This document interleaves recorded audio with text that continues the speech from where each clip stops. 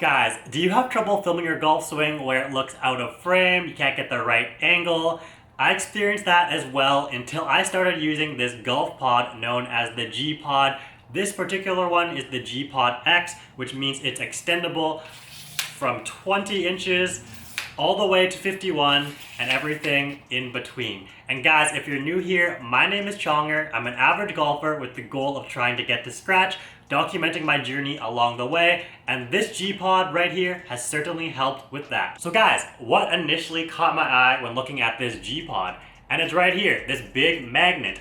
So this magnet is great because you can stick your phone on, makes it super easy to film, and then you can take it off, view the footage, stick it back on, repeat the process, making it super easy to record your swing, get real-time feedback. Also, if you're like me and you use a GPS on your phone to get distances, but you still want to film your content, it makes it super easy where you can just check your distances, stick the G-Pod into the ground, put your phone down, hit the record, and that process takes under 1 minute. And the nice thing about this magnetic system is this head is swivelable, rotatable, so you can get the perfect angle for that shot that you need. You might have seen other golf pods have a clamp system, but personally, I don't like that just because I feel like the ease of use just isn't the same as the magnet. Another thing I like about this is it sticks right into the ground, and it being a monopod type system means it's less bulky in your bag.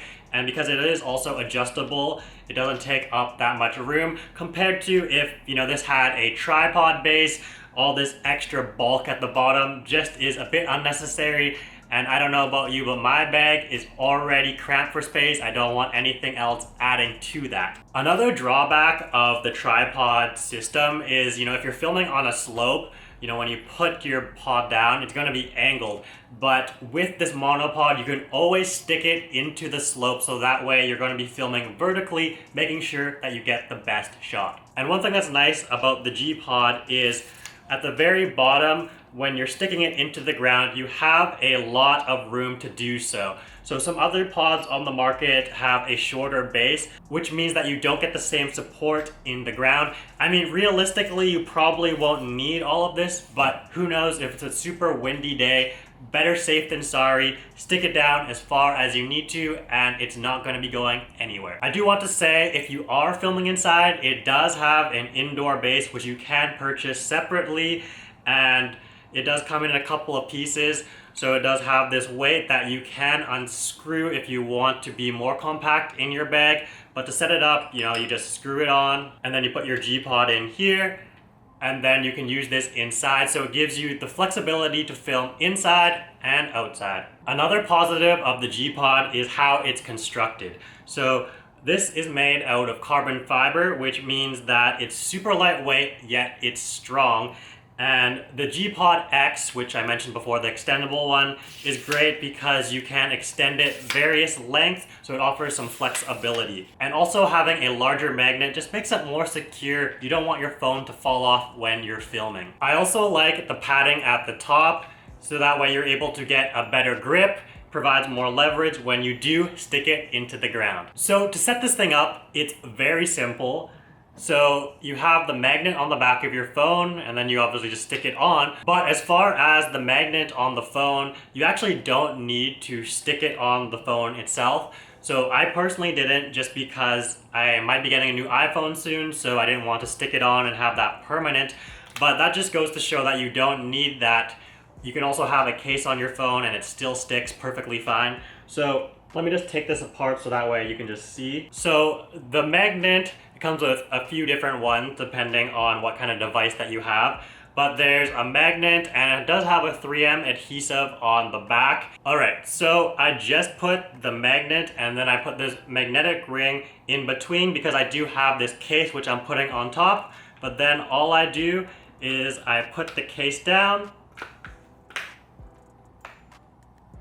and then it's good to use. You can put it on, and also if you don't want to use this magnetic thing, you can unscrew it, and you can attach a GoPro, you can attach a camera, so that makes this thing very versatile for what you want to film with. And to adjust the length, there's a few different sections. So you just have to unscrew and then screw to tighten, and same thing at the bottom. And then you can pick whatever length that will suit the kind of shot that you need. And then last, if you want to use this indoor base, all you do is you stick it into the base and then you tighten it. So how has this G-Pod impacted my game? So obviously I'm able to film my swing more just because of how easy it is to use. And because of that, I'm able to separate the feel from the real when I'm working on new swing changes. So for instance, one thing that I have been working on is not to have such a cupped wrist at the top. And I always thought, I'm working on bowing my wrist, and in the swing rehearsals, I am actually doing that. But then when I actually get down to swinging, my wrist does end up being a bit cupped. And so that's one of those things that I picked up just from recording my swing. And because of that, I'm more cognizant of that, and I'm able to better work through swing changes. Another great thing about this G-Pod is it's partnered with Sportsbox AI. So I was able to film a swing on my G-Pod, send it through on this app. They created a 3D model of my swing and recommended a swing change that I should implement.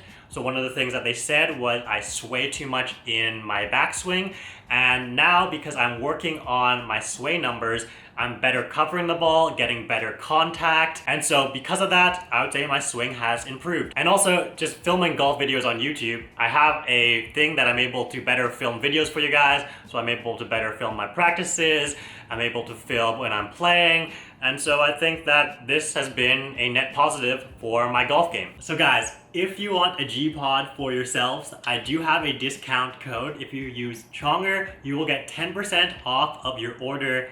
I do get a commission, and while that would be greatly appreciated since that would be going back into funding other video ideas, I can understand if you guys think that would make me a bit biased when reviewing this.